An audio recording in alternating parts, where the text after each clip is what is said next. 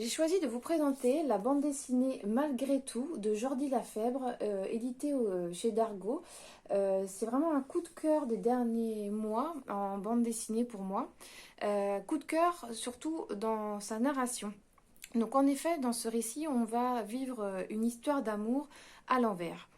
On va découvrir une passion entre un homme et une femme en remontant le temps. On va commencer l'histoire alors qu'ils sont âgés et on va remonter le fil du récit jusqu'à leur première rencontre. Donc d'un côté, on va avoir Anna, une jeune femme charismatique avec beaucoup de caractère qui a été élue mère, qui est mariée, qui a des enfants. Euh, D'un côté, voilà, un personnage très organisé et très carré. Et de l'autre, on va avoir Zeno, un célibataire endurci qui lui est libraire, proche de la retraite. Et il a aussi été doctorant en physique, d'ailleurs il a mis 40 ans à écrire sa thèse. Et voilà, ça va être un personnage beaucoup plus libre euh, et voyageur également.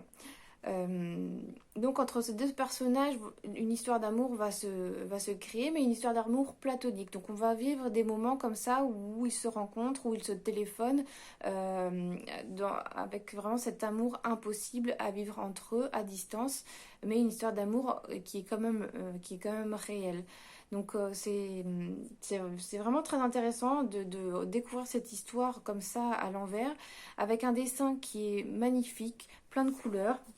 On voit souvent les deux personnages, d'ailleurs, sur les mêmes pages, qui se répondent alors qu'ils ont une vie complètement différente. Et donc, du coup, c'est un dessin qui fait vraiment du bien, qui fait passer beaucoup de choses par rapport à l'histoire. On voit bien le regard des deux personnages, généralement, ces illustrations qui fait passer beaucoup de choses. Donc c'est ce qui fait qu'on s'attache vraiment au personnage, c'est vraiment touchant. Donc cette bande dessinée, c'est vraiment un remède anti-morosité qui donne le sourire, vraiment, ça fait du bien de lire ce genre de récit. Et donc je vous le conseille grandement.